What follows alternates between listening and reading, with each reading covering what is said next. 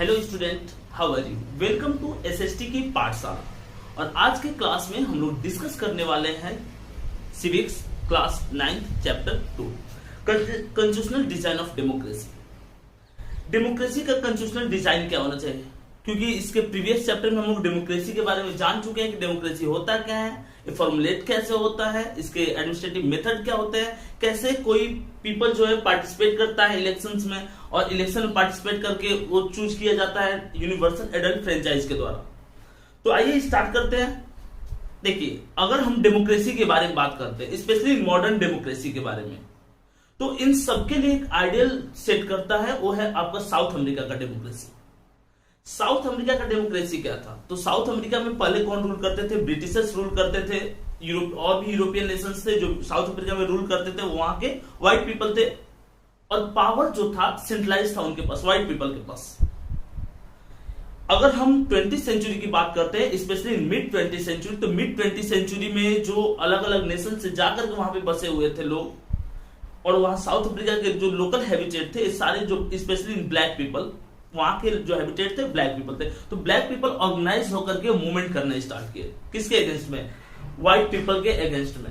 क्योंकि south Africa में apartheid को फॉलो किया जाता था। अपार्थाइड का मतलब होता है कलर के बेस पे जो डिस्क्रिमिनेशन आपके साथ किया जाता है, वो अपार्थाइडिज्म होता है। ठीक है, तो पावर किसके पास था? व्हाइट पीपल के पास था। व्हाइट पीपल जो थे मैक्सिमम पावर एंजॉय करते थे, अच्छे जगह पे रहते थे, सारी फैसिलिटीज उनके पास था। और ब्लैक पीपल जो वहां के हैबिटेट थे, उनके पास कोई फैसिलिटी नहीं था। तो मिड 20th सेंचुरी में ये लोग ऑर्गेनाइज होते हैं और ऑर्गेनाइज होकर के मूवमेंट स्टार्ट कर देते हैं। किसके अगेंस्ट मूवमेंट स्टार्ट करते हैं? तो जो व्हाइट पीपल थे उनके अगेंस्ट मूवमेंट स्टार्ट करते हैं। किसी न किसी मूवमेंट का, जैसे इंडिया में जो डिफरेंट मूवमेंट्स हुए तो उसमें Mahatma Gandhi leading role play किए, उसी तरह से साउथ अफ्रीका में ब्लैक पीपल का जो मूवमेंट हुआ था, इसमें आपके नेल्सन मंडेला, जैसे इंडिया में महात्मा गांधी इंपॉर्टेंस है, उनका महात्मा गांधी का इंपॉर्टेंस है, वैसे ही साउथ अफ्रीका में नेल्सन मंडेला का इंपॉर्टेंस है। उन्होंने साउथ अफ्रीका के डेमोक्रेसी के लिए, ट्रू डेमोक्रेसी के लिए काफी ज्यादा फाइट किया। तो मिड 20th सेंचुरी में ये लोग क्या कर रहे थे?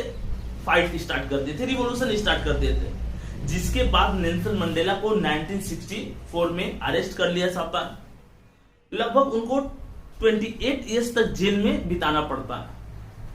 जब वो जेल में रहते तो गवर्नमेंट किसकी थी? व्हाइट पीपल की थी। लेकिन 28 ईयर्स बाद उनको छोड़ दिया जाता है, जेल से वो निकल जाते हैं। फिर एक मूवमेंट होता है, जिस मूवमेंट में इलेक्शंस किया जाता है, और उस इलेक्शन में नेशनल मंडेला की जो पार्टी थी, ANC, अफ्रीकन नेशनल कांग्रेस, वो जीतती है और नेल्सन मंडेला जो है वो वहां के प्रेसिडेंट बनते हैं। तो यहाँ पे तो पावर था व्हाइट पीपल से ब्लैक पीपल के पास ट्रांसफर हो गया था। क्लियर सा चीज है कि पावर किसके पास ट्रांसफर हुआ था? व्हाइट पीपल से ब्लैक पीपल के पास पावर ट्रांसफर हुआ था।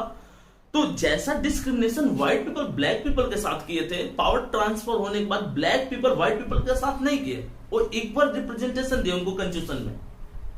ऐसा नहीं कि आपने मेरे साथ ऐसा किया तो मैं भी आपके साथ ऐसा ही करूंगा, नहीं। चलिए, बात की पीछे की जो बातें थी हम उसको भूलेंगे और अब हम लोग इक्वल रिप्रेजेंटेशन, आपकी जितनी संख्या है, आप अगर फेयरली इलेक्शन जीतते हो तो आपको पार्टिसिपेशन दिया जाएगा। पॉलिसी जो लॉन्च होगी तो बस ब्लैक पीपल के नहीं, व्हाइट पीपल के लिए भी लॉन्च होगी। साउथ अफ्रीका ने अम्ब्रेला कंस्टिट्यूशन सेटअप किया। अम्ब्रेला कंस्टिट्यूशन मतलब, अम्ब्रेला को देखेंगे तो बहुत सारे अम्ब्रेला कलरफुल होते हैं, हर कलर की अपनी इंपॉर्टेंस होती है। सेम उसी तरह से चाहे व्हाइट हो चाहे ब्लैक हो, कलर के बेस पे कोई डिस्क्रिमिनेशन नहीं होगा, मेजॉरिटी माइनॉरिटी के बेस पे कोई डिस्क्रिमिनेशन नहीं होगा, हर किसी को इक्वल पार्टिसिपेशन दिया जाएगा। ये बेसिक था, ये बेसिस थे साउथ अफ्रीका के कंस्टिट्यूशन का, जो वर्ल्ड के लिए एक आइडियल सेट करता है। उसी स्पेशलिटी को हम लोग जानेंगे। बोला कि डेमोक्रेटिक कंस्टिट्यूशन इन साउथ अफ्रीका। साउथ अफ्रीका तो अफ्रीका कॉन्टिनेंट का सबसे साउदर्न कंट्री है, ठीक है। अब इसमें जो लीडिंग रोल प्ले किए थे इस रिवॉल्यूशन में अपार्थाइडिज्म के अगेंस्ट में, तो थे नेल्सन मंडेला। बता चुके हैं आपको कि ये भी महात्मा गांधी जैसा इंपॉर्टेंस रखते थे। He and 7 other leaders were sentenced to jail life imprisonment in 1964। इनको पूरी जीवन के लिए जेल में डाल दिया गया था। कब? 1964 में। अलग बात है 28 ईयर्स बाद ये आजाद हो जाता है, ठीक है।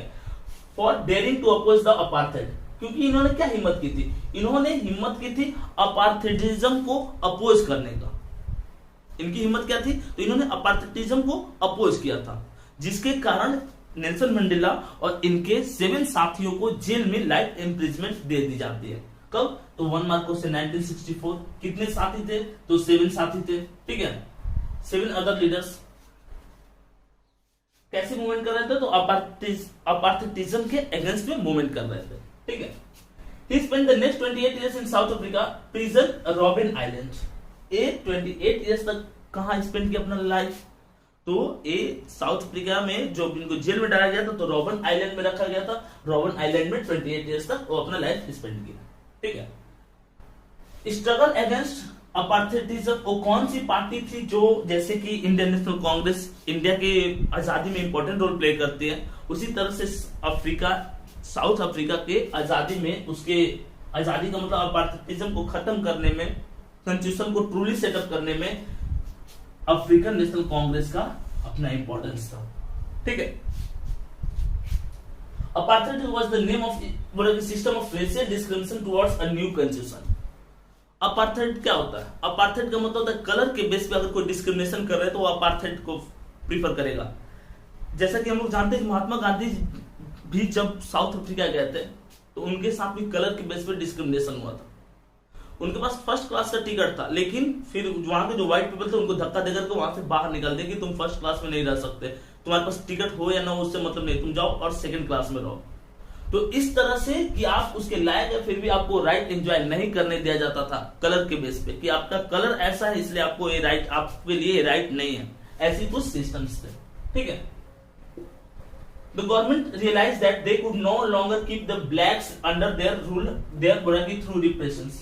अब यहाँ पे गवर्नमेंट क्या डिसाइड की, क्यों नेल्सन मंडेला को आजाद कर दी गवर्नमेंट? क्योंकि गवर्नमेंट ने एक चीज को रियलाइज किया कि ब्लैक पीपल को ऐसे रिप्रेसिव मूवमेंट के थ्रू, ऐसे रिप्रेसिव मेथड के थ्रू हम ज्यादा दिन तक कैद करके नहीं रख सकते। ये उनका रियलाइजेशन था, वो ऐसा मानते थे, ठीक है। इसके बाद वो क्या किया, जब उनको लगा कि मूवमेंट काफी ज्यादा होने लगा है तो फिर उनको 1992 में छोड़ दिए कि नहीं, आप जेल में नहीं रहिए, जेल में रहिएगा तो और भी ज्यादा मूवमेंट होगा। तो गवर्नमेंट ने क्या रियलाइज किया? गवर्नमेंट ने रियलाइज किया कि हम ज्यादा दिन तक नहीं रह सकते। किनको? तो जो ब्लैक लीडर्स है उनको जेल में। साउथ अफ्रीका फॉर्म है अम्ब्रेला कॉन्स्टिट्यूशन। अम्ब्रेला कॉन्स्टिट्यूशन का मतलब आपको बता चुके, अम्ब्रेला कॉन्स्टिट्यूशन में हर कलर की अपनी इंपॉर्टेंस होती है। तो उसी तरह से हर जो कॉन्स्टिट्यूशन साउथ अफ्रीका ने सेटअप किया था, तो उस कॉन्स्टिट्यूशन में जितने भी कलर के थे, जितने भी कास्ट के थे, क्रीड के थे, रिच थे, पुअर थे, इससे मतलब नहीं, हर किसी को रिप्रेजेंटेशन दिया गया था, ठीक है। Nelson Mandela became president of south Africa. कौन प्रेसिडेंट बना? तो ये सारे मूवमेंट जब हो गए, ठीक है, तो एएनसी जब इलेक्शन में जीत जाती है, एएनसी क्या करती है, इलेक्शन में जीतती है। इलेक्शन जीतने के बाद लीडर, इसके मेन लीडर कौन थे? नेल्सन मंडेला थे। तो नेल्सन मंडेला क्या बन जाते हैं? प्रेसिडेंट बन जाते हैं। ये तो ब्लैक थे, इनको तो करना चाहिए था डिस्क्रिमिनेशन जैसा कि और सब करते हैं, लेकिन इन्होंने एक आइडियल सेट किया कि हम डिस्क्रिमिनेशन नहीं करेंगे, नहीं तो फिर वो डिफरेंसेस बने रह जाएंगे, हम सबको इक्वल रिप्रेजेंटेशन देंगे, ठीक है।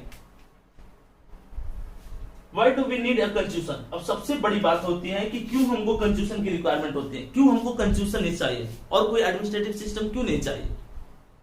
क्योंकि कॉन्स्टिट्यूशंस में लोगों के पास राइट्स होते हैं, लोगों के पास वोटिंग राइट्स होते हैं, लोग वोट करके अपने रिप्रेजेंटेटिव को चूज कर सकते हैं, जबकि डिफरेंट जो एडमिनिस्ट्रेटिव सिस्टम्स हैं उसमें लोगों के पास ये राइट नहीं होते हैं कि वो अपने रिप्रेजेंटेटिव को चूज करें, जबकि कॉन्स्टिट्यूशन में ये राइट होता है।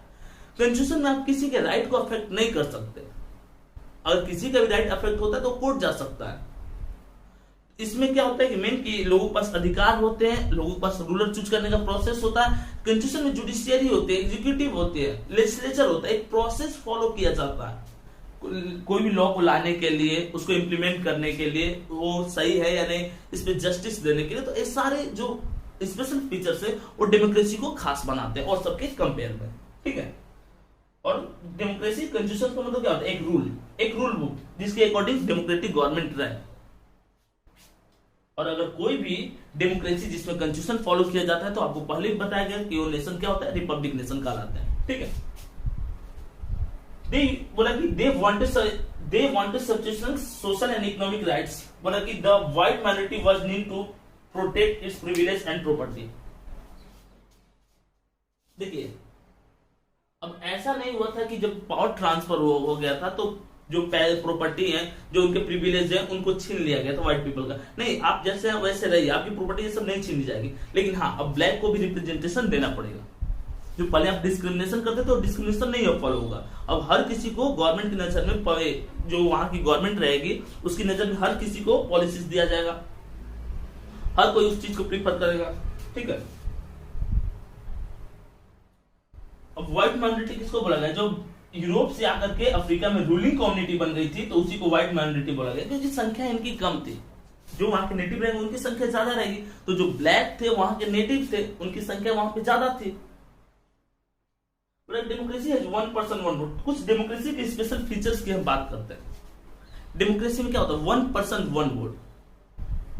हर एक आदमी एक ही वोट डाल सकता है, उसका वैल्यू सेम होगा। एग्जांपल के लिए मुकेश अंबानी भी अगर वोट डालेंगे तो उनका वोटिंग वैल्यू 1 होगा, और कोई ट्राइबल पीपल भी अगर उसके पास वोटिंग राइट्स है वो वोट डालेगा तो उसका वैल्यू 1 होगा। 1% 1 वोट प्रीफर की जाती है, ये पॉलिसी प्रीफर की जाती है। ठीक है। चाहे आप रिच है पूरे, उससे कोई मतलब नहीं है। अगर आपके पास वोटिंग राइट्स है तो आप वोट डालिएगा। ठीक है। No government will be able to ignore them. देखिए, जो सिटीजन्स की राइट्स है, जो उनकी डिमांड्स हैं, तो इस डिमांड्स को, लोगों के राइट्स को कोई भी गवर्नमेंट इग्नोर नहीं कर सकती। क्लियर है चीज कि अगर लोगों की जो डिमांड है, लोगों की जो राइट्स है, इस राइट्स को, उनकी डिमांड को कोई गवर्नमेंट इग्नोर नहीं कर पाएगी। एक सिंपल सा कॉन्सेप्ट है। ठीक है। तो इस तरह से क्या किया कि आज का जो क्लास था, आज का जो टॉपिक था हम लोगों का कॉन्स्टिट्यूशनल डिजाइन का, उसका फर्स्ट पार्ट कवर कर लिए। इसके बाद भी अगर आपको कोई डाउट है तो आप कमेंट करके पूछ सकते हैं।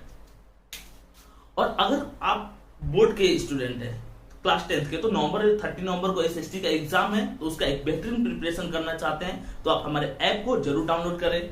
और अगर सैंपल पेपर या किसी भी तरह का कोई आपको डाउट है तो आप हमारे टेलीग्राम ग्रुप को ज्वाइन कीजिए, डिस्कशन ग्रुप को। वहां पे आप अपने डाउट को पूछिए, आपका सोल्यूशन 100% किया जाएगा। ठीक है। और अलग अलग सोशल नेटवर्किंग साइट्स पे जैसे कि इंस्टाग्राम, ठीक है, या हम टेलीग्राम की बात करते हैं, व्हाट्सएप की बात करते हैं, तो हर जगह हम लोग अवेलेबल है। आप कहीं भी क्वेश्चन पूछ सकते हैं, आपका हर रोज सोल्यूशन प्रोवाइड किया जाएगा। और दूसरी बात कि कुछ इंटरेस्टिंग और मतलब इम्पैक्टफुल आपको इंफॉर्मेशन दी जाती है, तो आप उस इंफॉर्मेशन को पढ़िए, उसमें भी डाउट रहे तो पूछिए, और एक नोट्स बना लीजिए। एसएसटी पाठशाला के नेम से ही नोट्स बना लीजिए। ठीक है। और उसमें जो भी आपको डॉक्यूमेंट्स प्रोवाइड किए जाते हैं, आप उसको लिखिए, उससे रिलेटेड क्वेश्चन कीजिए, और उसके बाद देखिए इसके क्या फायदे होते हैं। धमाका करेंगे हम लोग। ठीक है। मिलते हैं नेक्स्ट वीडियो के साथ।